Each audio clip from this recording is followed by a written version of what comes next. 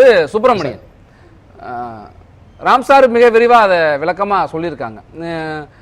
நல்ல சிறப்பாக செயல்படுற மாநிலங்களுக்கு ஒரு ஊக்கப்படுத்த வேண்டும், பரிசு கொடுக்க வேண்டும். ஆனால் அதை தண்டிப்பது போல இப்படி மத்திய அரசு நிதி ஒதுக்குவதிலே பாரபட்சம் காட்டலாமா? நீதிமன்றத்தை நோக்கி செல்ல வேண்டிய நிலைக்கு ஏன் தள்ளி இருக்கிறார்கள் என்கிறார்.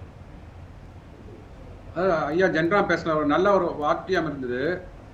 நிதி ஒதுக்கீடு பண்ணுவது, நிதி பகிர்வு பண்ணதுல குறைந்திருக்கிறது சில மாநிலங்களுக்கு அப்படின்ற ஒரு உணர்வு இருக்கிறது அப்படின்னாரு. கரெக்ட். அந்த உணர்வு உண்மையா இல்ல பொய்யா அப்படின்னு ப்ரூவ் பண்ண வேண்டியது மத்திய அரசாங்கத்தோட கடமை. அதாவது அதுக்கு இப்போ வரி பிகிரில நமக்கு கம்மியா இருக்கு அப்படின்றதுக்கு ஒரு சொல்யூஷன் டிஎம்கே மேனிஃபெஸ்டோல கொடுத்திருக்காங்க. அதாவது 42% இப்போ 2024 லோக்சபா தேர்தலுக்கான மேனிஃபெஸ்டோல பாத்தீங்கன்னா திராவிட முன்னேற்ற கழகத்துல 42% இருக்கின்ற டெவல்யூஷன் பர்சன்டேஜ் மத்தியில போற வரி பகிர்வு 42% இருக்கிறது. அது 41 இருக்கு. ஆக்சுவலா 42 போட்டிருக்காங்க. அது மேபி ஒரு சின்ன ஒரு குற்றமாக இருக்கலாம், ஒன்றும் பிரச்சனை இல்லை. அதை 42 50ஆக உயர்த்த வேண்டும் அப்படின்னு முதல்வர் கோரிக்கை வச்சிருக்காரு. ஸோ அந்த கோரிக்கையை நம்ம மேனிஃபெஸ்டோல மட்டும் வச்சுட்டு அது நிதி ஆயோக் நடக்கின்ற அந்த மீட்டிங்கை புறக்கணித்தது எனக்கு தெரிஞ்சு அது சரியா இருக்காது. ஏன்னா நீங்க எங்க போய் பேசணுமோ அங்க போய் பேசணும். மக்கள் மன்றத்துல பேசியாச்சு, வாக்கு வாங்கியாச்சு.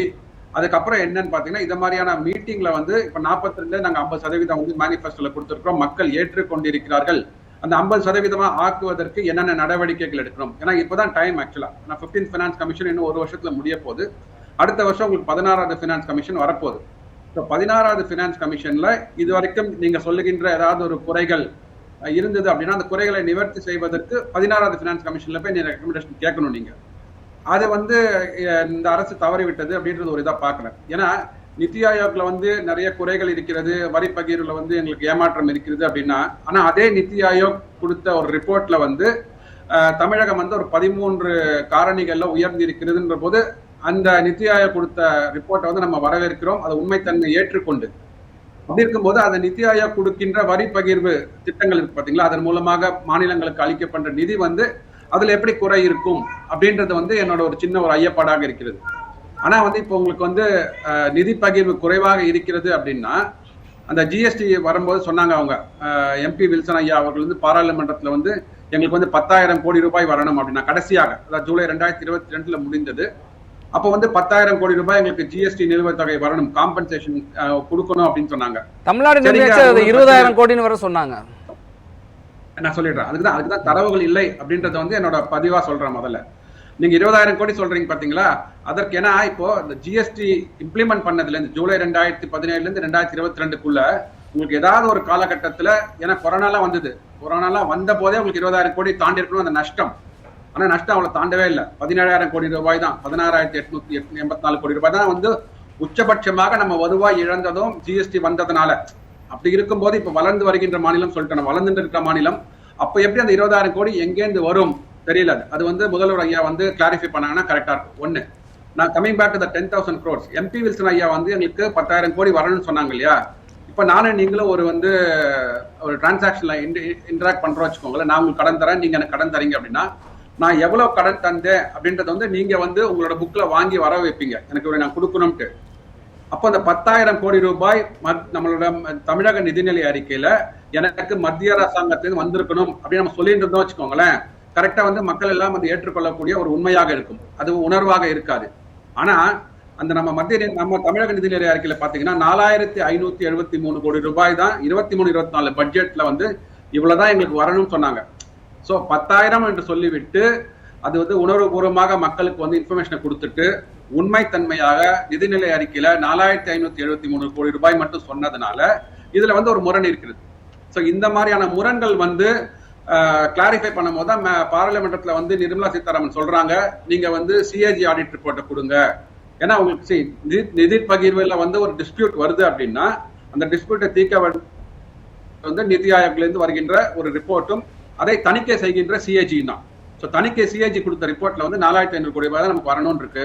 ஆனா நம்ம பாராளுமன்றத்துல வைக்கும் போது 10,000 கோடி வைக்கிறோம். சோ இது கண்டிப்பா பாத்தீங்கன்னா இதுக்கு மேல இந்த 2 நபர்களுக்கும் மேல இருக்கிறது உச்ச நீதிமன்றம். இப்ப உச்ச நீதிமன்றத்துல நம்ம நீட் குறித்து பேப்பர் கசிவு வழியாக கேஸ் போட்டாங்க. அதுல வந்து அதாவது கசிந்ததுனால பெருசா இம்பாக்ட் இல்ல அப்படின்னு சொல்லிட்டாங்க. இந்த மாதிரி ஏன்னா இப்ப வந்து நமக்கு வந்து மாமியாருக்கு மருமக சண்டை வந்து வச்சுக்கோங்களேன், யாராவது ஒருத்தர் வந்து மத்தியஸ்தம் பண்ணி தான் வைக்கணும். அந்த மாதிரி மத்தியஸ்தம் பண்ற நிலைமையில எனக்கு உச்ச நீதிமன்றம் இருக்காங்க.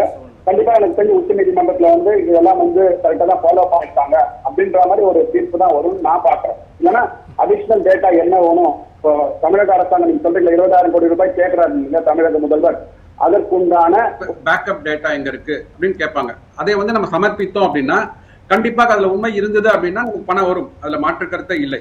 ஏன்னா அதை வந்து சிஏஜி ஆடிட் பண்ண போறாங்க, 2 பேரோட இன்ஃபர்மேஷன் டிரான்ஸ்பரண்டா இருக்க போகுது.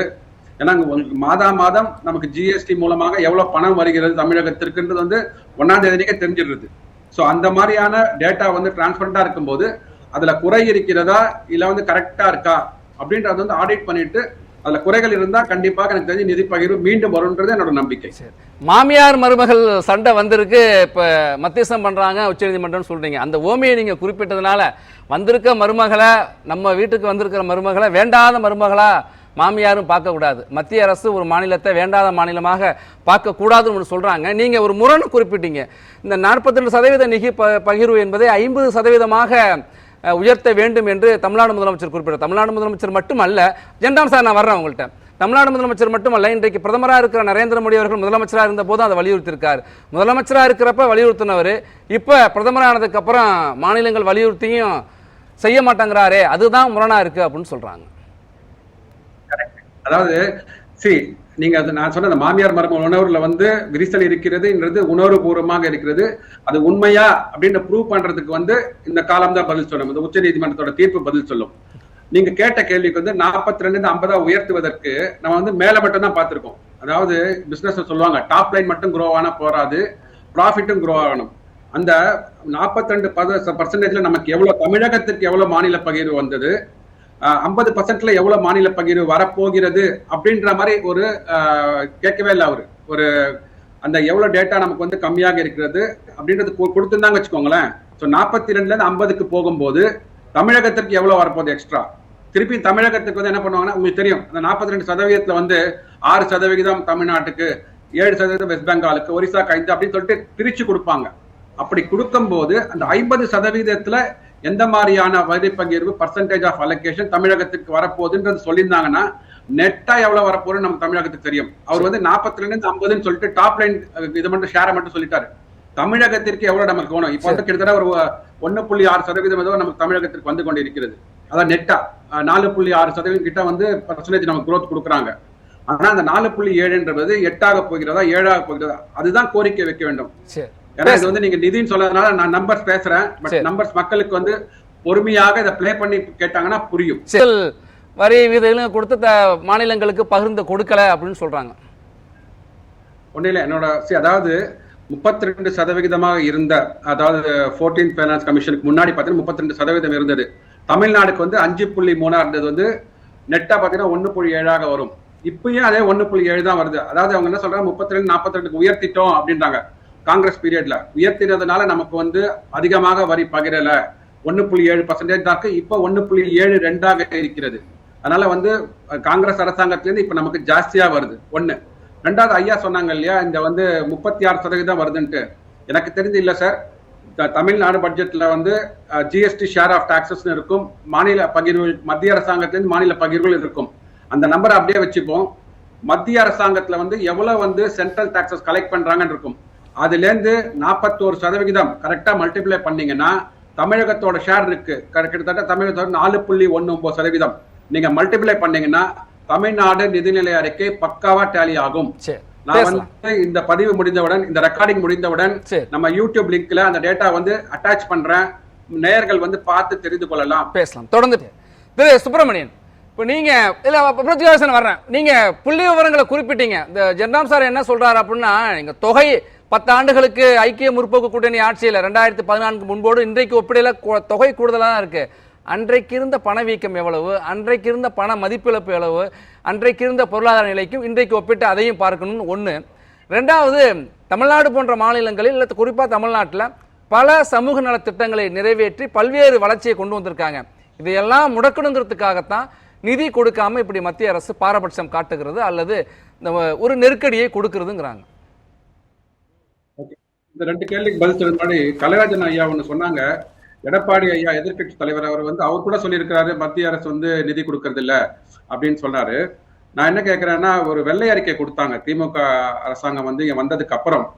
அந்த வெள்ளை அறிக்கையில தமிழகத்தை 4.5 லட்சம் கோடி கடன்ல மூழ்கடித்து விட்டு போய்விட்டார்கள் அதிமுக அரசாங்கம் சொன்னார் இல்லையா? அப்ப இந்த குற்றச்சாட்டை அவர் சொல்லியிருக்கணும். இந்த மாதிரி எங்களுக்கு மத்திய அரசு வஞ்சித்து விட்டது, அதனால 4.5 லட்சம் கோடியில கடன்ல நாங்க மூழ்கிட்டோம், அதனால எங்க மேல குற்றம் இல்லை, அப்படி குறை இல்லைன்னு சொல்லியிருந்தா வச்சுக்கோங்களேன், ஏத்துக்கலாம். இன்னைக்கு மத்திய அரசாங்கத்துல நிதி கொடுக்கல அப்படின்னு சொல்லும் போது மக்களுக்கு தெரியும் இது அரசியல் வார்த்தை.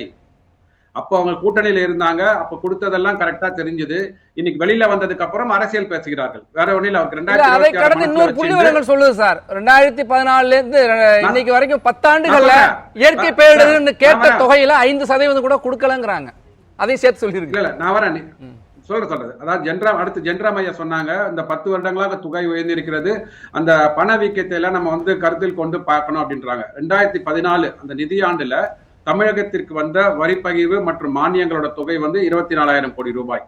இப்போ அதாவது 23-24 அந்த போன ஆண்டு இருக்கு பாத்தீங்களா, அதை வந்த போது 75,000 கோடி ரூபாய். சோ கிட்டத்தட்ட ஒரு 250% உயர்ந்து இருக்கிறது. நீங்க வருஷத்திற்கு 6% போட்டுக்கோங்களேன் இன்ஃபிளேஷன், இல்ல 8% போட்டுக்கோங்க.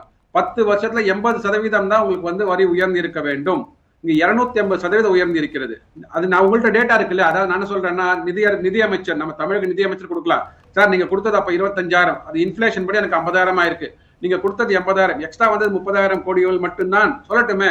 ஏன்னா இப்போ நமக்கு நம்ம வலைதளத்துல இருக்கிற இன்ஃபர்மேஷன் பேசுறோம், ஆனா ஆட்சியில இருக்கிறவங்களுக்கு அதிகாரத்துல இருக்கிறவங்களுக்கு டேட்டா பாயிண்ட்ஸ் இருக்கும். இவங்க 3 முறை 25,000 கோடி எங்க இருக்குது, 75,000 கோடி எங்க இருக்குது, சோ 3 முறை உயர்ந்து இருக்குதுன்ற போது அதுல இன்ஃபிளேஷன் குறைச்சிட்டு நீங்க எவ்வளவு சொன்னீங்கன்னா நல்லா இருக்கும். ஏன்னா இப்ப நிதிநிலை அறிக்கை சமர்ப்பித்தது பிறகு வெளியில வந்தோடனே இல்ல ஒரே நிதித்துறை அதிகாரிகிட்ட கேக்குறாங்க, போன வருஷத்துல நிதித்துறை அதிகாரிகிட்ட கேக்குறாங்க, சார் நம்ம வருமானம் உயர்ந்து இருக்குது, எப்படி சார் உயர்ந்ததுன்னு கேக்குறாங்க. மத்திய அரசுல இருந்து வந்த வரி பகிர்வு உயர்ந்து இருக்குது சார் அப்படின்னு சொல்றாரு அவரு. இன்னைக்கு பதிவு வலைதளத்துல இருக்கிறது. தலைமைச் செயலகத்துல நிதிநிலை அறிக்கை தாக்கல் செய்த உடனே சொன்ன பதில். அதை நம்ம ஏற்றுக்கொள்ள முடியும்னா என்ன பண்ண முடியும்?